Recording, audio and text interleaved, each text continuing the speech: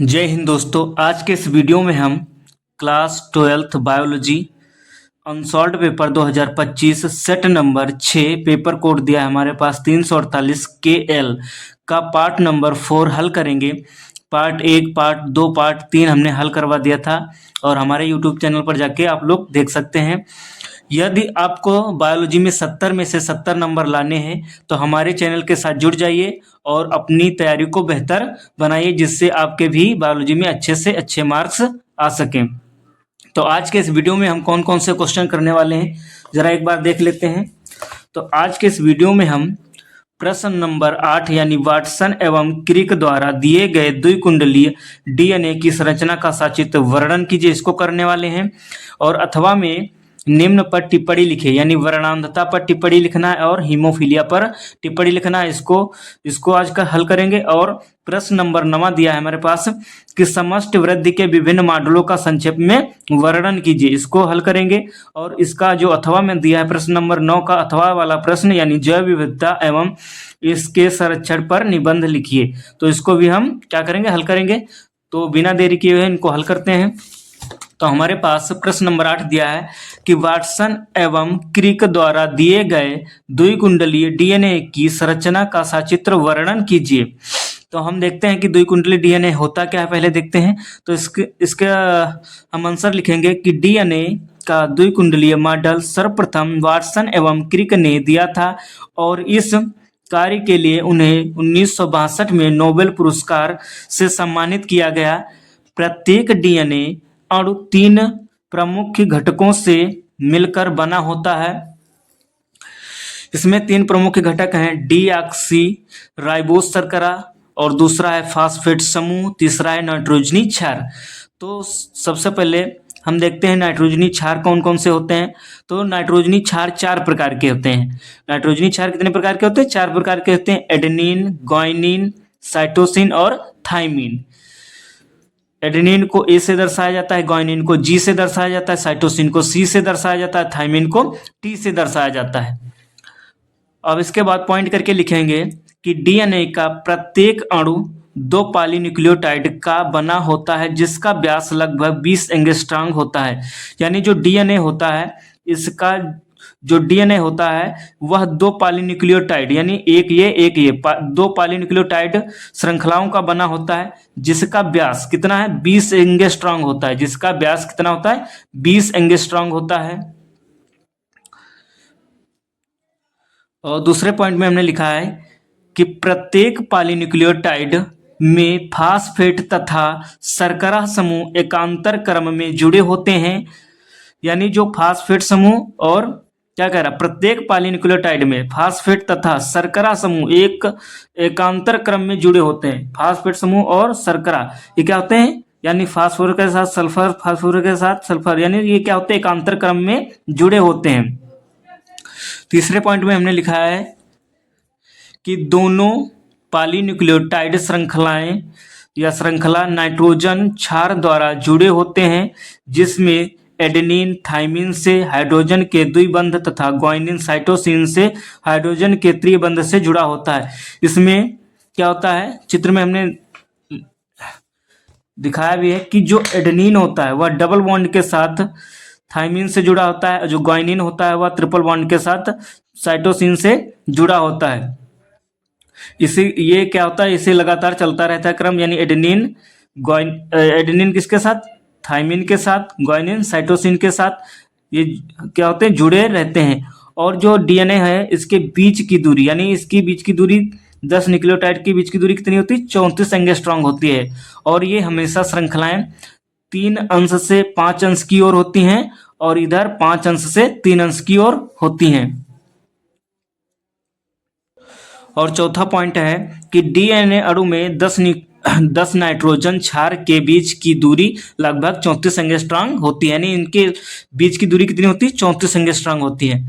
अथवा में हमारे पास दिया है प्रश्न, निम्न पर टिप्पणी लिखिए।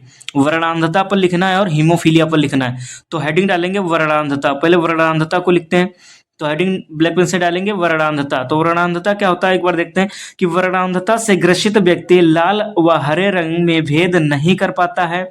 इसका जीन एक्स लिंग गुणसूत्र पर उपस्थित होता है, वह अप्रभावी होता है और मादा इसकी वाहक होती हैं। वर्णांधता से ग्रसित व्यक्ति को रेलवे में नियुक्त नहीं किया जाता है क्योंकि वह रेलवे सिग्नल पहचानने में सक्षम नहीं होता है। अब इसके बाद है हमारे पास हीमोफीलिया।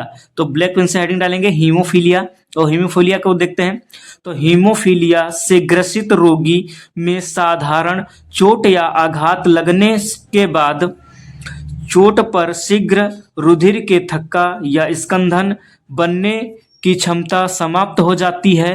आधुनिक वैज्ञानिकों के अनुसार थक्का जमने की क्रिया में कई प्रकार के प्रोटीन कारक फैक्टर्स भाग लेते हैं। सामान्यतः हीमोफीलिया के रोगियों के रुधिर में कारक 8 फैक्टर 8 की कमी पाई जाती है, जिसके कारण चोट पर काफी समय तक थक्का नहीं जमता एवं रुधिर बहता रहता है। इस कारण इसे रुधिर स्राव यानी रोग कहते हैं, यानी इसे इंग्लिश में ब्लेंडर्स सीड्स भी कहा जाता है या ब्लेंडर सीड्स भी कहते हैं। हमारे पास 9वां प्रश्न दिया है कि समष्टि वृद्धि के विभिन्न मॉडल का संक्षेप में विवरण कीजिए। तो इसका आंसर देखते हैं कि समष्टि वृद्धि यानी पॉपुलेशन ग्रोथ के विभिन्न मॉडल बनाते हैं या बताते हैं कि समय के साथ जनसंख्या कैसे बदलती है, जिसमें मुख्य रूप से 2 मॉडल हैं। यानी जो समष्टि वृद्धि यानी पॉपुलेशन ग्रोथ के जो मॉडल हैं उसमें से 2 क्या है मुख्य मॉडल हैं, उनको हम देखते हैं। तो पहला है चर घातांकीय वृद्धि यानी जे आकार वक्र, जो असीमित संसाधनों में तेजी से वृद्धि दिखाता है। दूसरा है लॉजिस्टिक वृद्धि, जिसे एस आकार वक्र या जो पर्यावरणीय प्रतिरोध जैसे भोजन की कमी, परभक्षण के कारण संसाधनों की सीमा के कारण वृद्धि को धीमा कर देता है, अंततः वहन क्षमता पर स्थिर हो जाता है। अब ब्लैक पेन से हेडिंग डालेंगे समष्टि वृद्धि के प्रमुख मॉडल, और इसमें से पहला मॉडल डालेंगे ब्लैक पेन से हेडिंग डालेंगे चर घातांकी वृद्धि। तो इसको देखते हैं चर घातांकी वृद्धि क्या होती है। तो इसमें लिखेंगे अवधारणा, जब किसी समष्टि के पास असीमित संसाधन यानी भोजन, स्थान हो और कोई पर्यावरणीय बाधा ना हो तो जनसंख्या तेजी से बढ़ती है। अब इसमें हेडिंग डालेंगे वक्र। वक्र क्या होता है? तो यह एक जे आकार का वक्र बनाता है जिसमें वृद्धि लगातार बढ़ती है या बढ़ती जाती है। समीकरण है dn/dt बराबर rn, जहां पर r क्या है? r आंतरिक वृद्धि दर है और n जनसंख्या है। ये क्या समष्टि आकार है, इसमें ये क्या है? वक्र बनाया गया है कि समय वक्र बनाया गया है जिसे एस वक्र कहते हैं। ये वहन क्षमता है, ये चर घातांकी अवस्था है, ये प्रारंभिक अवस्था है। अथवा में हमारे पास प्रश्न दिया था जैव विविधता एवं उसके संरक्षण पर निबंध लिखिए। तो हम इसका उत्तर लिखेंगे कि जैव विविधता, हेडिंग डालेंगे जैव विविधता, इसे इंग्लिश में बायोडाइवर्सिटी कहते हैं। तो इसमें लिखेंगे तो हम देख लेते हैं जैव विविधता है क्या। तो IUCN यानी IUCN के अनुसार 15 लाख से भी अधिक प्रकार के जीवों ब्रैकेट में लिखेंगे जंतु एवं पादप जातियों जिनकी हमें जानकारी है पृथ्वी पर बताई गई हैं। यह भी निश्चित ही है कि इनके अतिरिक्त अनेक जातियों के जंतु एवं पादप जिनके बारे में अभी जानकारी उपलब्ध नहीं है वे भी अवश्य होंगे। कई जीव जातियां मानव संरक्षण में फसलों के रूप में या घरेलू पशुओं के रूप में सदियों से उगाई या पाली जा रही हैं। इस प्रकार विश्व में अथवा किसी स्थान विशेष पर विशेष जातियों का पाया जाना जैव विविधता या बायोडाइवर्सिटी कहलाता है या कहलाती है। अब इसके आगे देखेंगे कि जैव जीवों में मिलने वाली इस विविधता के कारण ही प्रकृति में संतुलन बना रहता है और संपूर्ण पारितंत्र की खाद्य आपूर्ति होती है। जैव विविधता का मूल कारण जीवों में मिलने वाली आनुवंशिक विभिन्नताएं हैं। इस प्रकार इसे आनुवंशिक विविधता भी कह सकते हैं। फिर भी विभिन्न भौगोलिक तथा पारिस्थितिक विभिन्नताओं के कारण भी जातियों में विभिन्नताएं दिखाई देती हैं। अब हेडिंग डालेंगे वैज्ञानिकों के अनुसार। अब देखते हैं वैज्ञानिकों के अनुसार। तो जैव विविधता शब्द का उपयोग पारितंत्र की विविधता, प्रजातियों के बीच विविध तथा आनुवंशिक विविधता के लिए किया है अथवा इसकी सरल परिभाषा हो सकती है विश्व में पाए जाने वाले समस्त जंतुओं और पादपों का एक साथ जीवन यापन। जैव विविधता शब्द का प्रयोग सर्वप्रथम डब्ल्यू.जी. रोजेन ने सन 1985 में किया था। इसके बाद देखते हैं आगे क्या। तो भारत जैव विविधता का एक मुख्य केंद्र है जहां पर 167 से भी अधिक मुख्य पादप जातियों और पालतू पशुओं का उद्गम हुआ है। ऐसी कुछ फसलें जो भारत में उत्पन्न हुई और यहाँ से सारे विश्व में फैली वे हैं चावल, गन्ना, सेम, जूट, आम, नींबू, केला, ज्वार, बाजरा, विभिन्न मिर्च, औषधीय एवं आभूषणात्मक पौधे।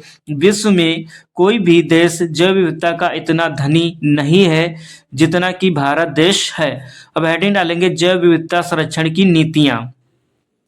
तो जैव विविधता संरक्षण की नीतियां क्या हैं? निम्न हैं। इसमें से पहली नीति डालेंगे, हेडिंग डालेंगे जंतुओं के प्राकृतिक आवास, वनों का संरक्षण।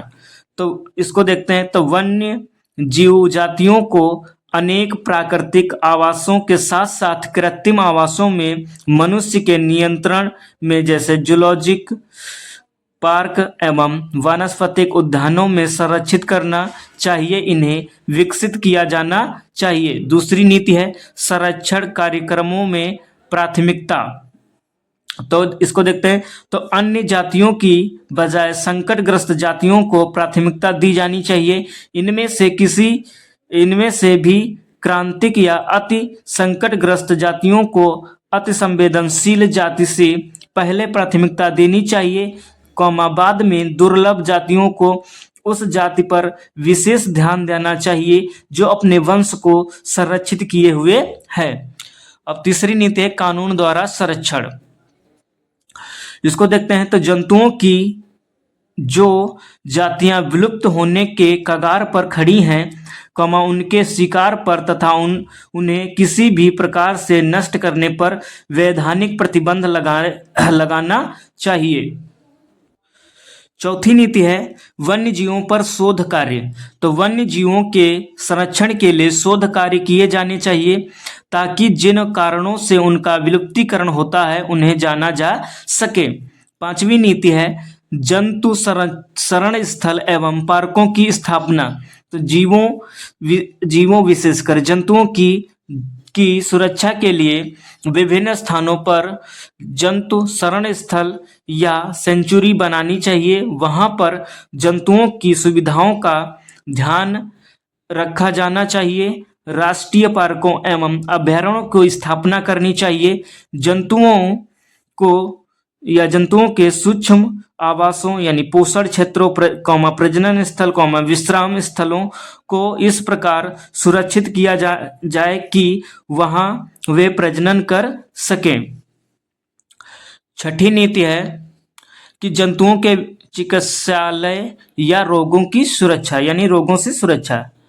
जंतुओं के लिए क्या बनाना चाहिए? चिकित्सालय बनाना चाहिए और उन्हें रोगों से सुरक्षा मिलनी चाहिए। तो इसमें देखते हैं सभी जंतुओं की चिकित्सा की व्यवस्था होनी चाहिए। जंगली पौधों को रोग मुक्त करने की तकनीक को विकसित करना चाहिए। और सातवीं जो नीति है वो है शिकार पर नियंत्रण। तो केवल लाइसेंसधारी व्यक्ति को ही जानवरों को उचित दशा में मारने देना चाहिए। प्रजनन काल में शिकार के लिए अनुमति नहीं दी जानी चाहिए। वन्य जंतुओं के शिकार पर सामान्यतः प्रतिबंध होना चाहिए और अवैध शिकार के लिए कठोर दंड का प्रावधान होना चाहिए। 8वीं नीति है कि जीवन रक्षी तंत्रों का प्रतिबंध एवं पर्यावरण प्रदूषण की रोकथाम। तो जीवन रक्षी तंत्र जल, वायु, मृदा का सही तरीके से प्रतिबंध हो और इसे बचाना चाहिए। 9वीं नीति है कि सभी लाभप्रद पादप, जंतु एवं उनके संबंधी जंगली किस्मों तथा सूक्ष्म जीवों का संरक्षण। तो उन किस्मों को प्राथमिकता देनी चाहिए जो संकटग्रस्त हैं और जिनकी अंतर्राष्ट्रीय प्रजनन कार्यक्रमों के लिए आवश्यकता है, और पारिस्थितिक तंत्र की कदाचित एक जाति को भी सुरक्षित किया जाना चाहिए। 10वीं नीति है कि जीवों के प्रति दया एवं जागरूकता। तो लोगों को पादप एवं जंतुओं के लाभों के बारे में जागरूक होना चाहिए। बच्चों में जंतुओं के प्रति प्रेम की भावना उत्पन्न की जानी चाहिए। जंतुओं पर दया और प्रेम जागृत किया जाना चाहिए। और 11वीं नीति है वृक्षारोपण। तो जिस क्षेत्र से जितने वृक्ष काटे जाते हैं उनकी क्षतिपूर्ति के लिए उनके गुणक संख्या में उस स्थान पर पौधे लगाने चाहिए। मतलब कहने का तात्पर्य यह है कि एक पौधा कटा है तो वहां पर 2 पौधे लगाने चाहिए। और 12वां है बायोगैस को प्रोत्साहन। तो बायोगैस का उत्पादन अधिक करने से लकड़ी के ईंधन की मांग घटेगी। जो 13 नंबर की नीति है तो प्राकृतिक आपदा से सुरक्षा। तो वनों में लगने वाली आग की रोकथाम के साधन विकसित करने चाहिए। और जो 8वीं नीति है वह है अद्वितीय पारितंत्रों का संरक्षण, यानी अद्वितीय पारितंत्र को सुरक्षा कवच के तौर पर प्राथमिकता देनी चाहिए। ये अनसॉल्व पेपर को, यानी अनसॉल्व पेपर जो 2025 का छठा सेट है उसको यहीं पर समाप्त करते हैं। वीडियो अच्छा लगे तो लाइक करिए, चैनल को सब्सक्राइब करिए। यदि हमारे वीडियो से थोड़ी भी आपको हेल्प मिल रही है तो वीडियो को अपने दोस्तों के पास ज़रूर शेयर करिए, जिससे उनके भी अच्छे मार्क्स आ सकें और बायोलॉजी में वो अच्छे से अच्छे नंबर ला सकें। अब मिलते हैं नेक्स्ट वीडियो में, तब तक के लिए धन्यवाद।